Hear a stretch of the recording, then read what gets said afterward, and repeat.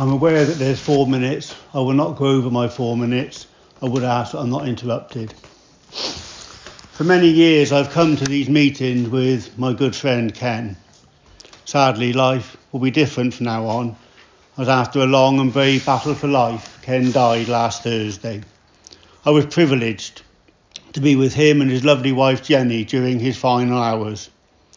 Ken, as we all know, considered this building to be his House of Commons, where he could come and say his thoughts on our town. Although Ken did not originate from this part of the country, Portishead was Ken's home, a town that he felt passionately about, a town he always wanted the best for, a town he was proud of. Ken enjoyed coming to this House of Commons so much that his widow has asked that the funeral cortege drives past this building on the day of his funeral on the way to the crematorium. Ken always thought that anyone should be able to come to this building and say what they wanted about Portishead. He was never rude, he was never offensive to others, and he struggled to understand why some wanted to curtail free speech, and he resisted any attempt to resist freedom to say what he thought was right and proper. For many years, Ken would look forward to coming here. He would always ring me up 2 or 3 times in the week or so prior to the meetings and discuss what was on the agenda and his thoughts on the items within it. He would discuss them with passion and enthusiasm. However, over the past few months, his eagerness has been dented somewhat, as he cannot fathom why he had been treated so poorly by some. After all, he was only exercising his right of free speech. He did feel intimidated and unsettled, but he was never going to be browbeaten into submission. He was better and stronger than that. Ken was straight in what he said and what he thought. While some did not agree with him, he would always treat people with respect, and he wanted the same from others. Ken was a good judge of character, and there are those who he admired and respected.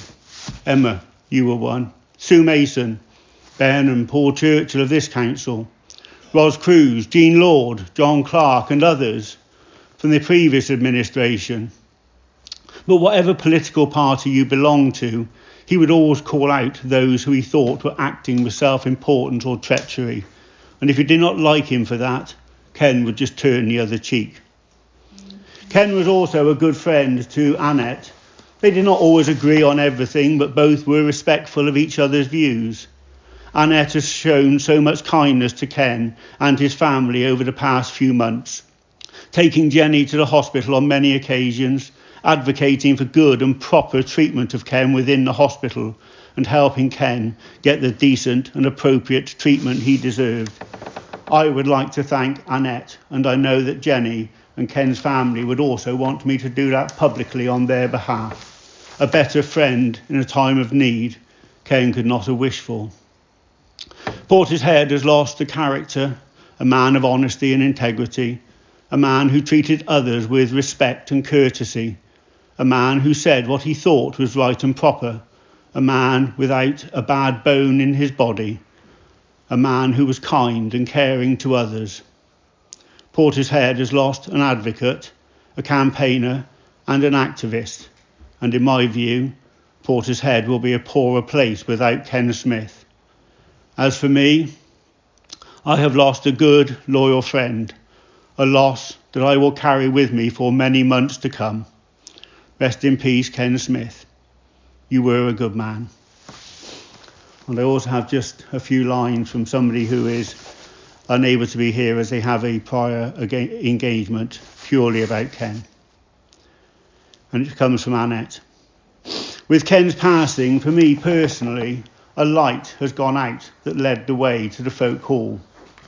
I cannot see a reason to come here, and I haven't for a long time, along with the majority of the town. But Ken's flame remains brightly in my heart, reminding me that his dream is also my wish, that Portishead Town Council will one day be revived with a new chairman who will put right all that is wrong. Only when that happens will I return. And the last few lines were from Annette Hennessy.